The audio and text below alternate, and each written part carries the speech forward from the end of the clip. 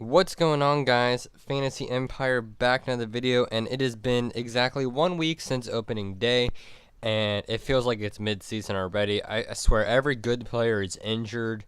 There's a lot of players that have not been doing so well. I kind of just want to talk about it, maybe overview it. So the main title of this episode is How to Replace Trea Turner. So I'm going to hit on that first because I'm sure that's what a lot of you clicked on this video for. So right now, shortstops are very limited. Shortstops in the draft was decently deep, but there's not a whole lot of shortstops that are really available now. So I'm going to look at a standard 10-team mixed league, and this can also maybe work for 12-team leagues. And I'm going to, talk about some of the guys that are available. So the most, young prospect that you could pick up that is only owned in 47% of leagues is Lourdes Gurriel Jr. He is obviously a top prospect of the Toronto Blue Jays, but the only issue is he hasn't hit the ball yet this year, so maybe he's not such a great pickup. And a lot of things that you'll notice about these shortstops is they have no playing time whatsoever right now. I guess a guy that may have his job secured, possibly Garrett Hampson, but once again, he only has one hit on the season. Right now, the guy that's getting the most at bats that is available in a lot of leagues, and the guy that's at least doing a little bit good is going to be Nick Ahmed, Nick Ahmed for the Arizona Diamondbacks. He's their shortstop right now. Kind of mixes in with Ketel Marte. But he's hitting 6 for 24, and he's got 5 runs, 5 RBIs, and 2 stolen bases. So he's definitely doing okay right now. I guess you could say maybe you go ahead and get JT Riddle because he's hit the ball 3 times this year, and 2 of them have been home runs. But like I said, there's no at bats available.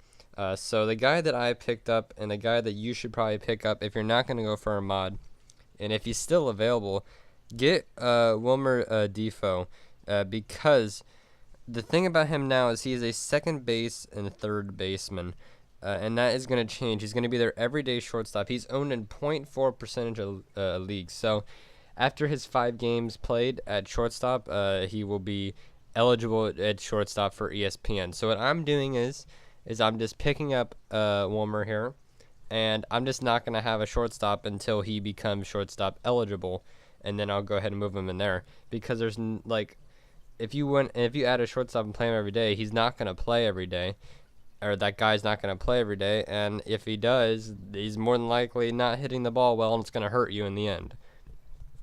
So I just go for Wilmer here. He's going to hit in a decent part of the lineup probably, and he'll have 3 position eligibility, which is nice.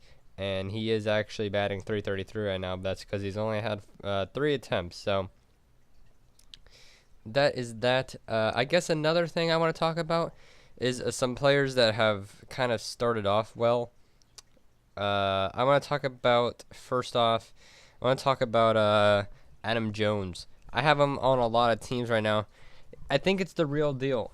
He's hitting the ball well. He's batting leadoff. There's a lot of signs that say he can have a very good year.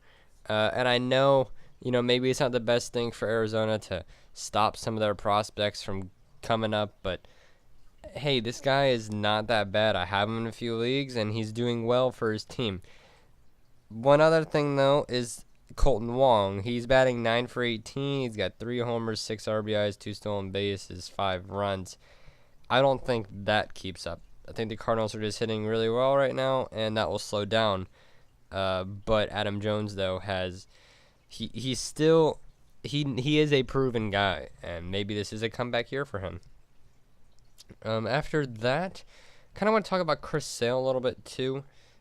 Chris Sale, his velocity is down, which is kind of crazy, and it kind of makes you think, is he gonna pitch good or pitch like this all year if the Red Sox are planning on him being there for the postseason? But at this point, are the Red Sox gonna make the postseason if their pitching stays like this? I don't know. I don't think you have anything to worry about Chris Sale. I wouldn't go off and trade him. But if he's still pitching like this in May, then we have to worry, because if that velocity's not up, then I don't see him really being worth a first-round pick. Otherwise, there's a little bit more news. A lot of players are injured right now, especially the Yankees. So, just pick up somebody. There's not a whole lot of people left at certain positions. If you're trying to replace Giancarlo, I mean, Hunter Renfroe doesn't play every day, but he's hitting the ball well when he does play. So maybe pick up Hunter Renfroe. If Adam Jones is still available, pick him up. D. Gordon's available in a few leagues I'm in. That's a decent pickup if you have Andujar as well. As well as picking up DJ LeMahieu and Troy Tulowitzki. I did that as well, just because the Yankees are so injured right now. Another guy I picked up too in a few of my leagues is a guy I would only pick him up in Dynasty if he's still available. He was available in both of my Dynasty leagues for some reason. The Arizona Diamondbacks' #1 prospect just got called up. He goes by the name of John Duplantier, and he's going to work the long reliever / save role. Arizona doesn't know what they're doing with their saves. They got Greg Holland right now. But Duplantier came in for one game and pitched a 3-inning save. Only 1 hit and 2 strikeouts. So I picked this guy up in my Dynasty leagues. I don't know why he was available in the first place, but I picked him up. Otherwise, there's still a lot of pitchers that are on the 10-day DL, like Fulton Evans, and a lot of other pitchers are currently injured. Some that are available right now are Dylan Bundy. I don't know about all that. Carlos Rodon's available if you really want him. Those are who are available in my Dynasty leagues. But in a normal 10-team league, if you have a pitcher that is either really struggling, you're going to drop him, or it's injured. Sean Newcomb's available. He didn't do terrible.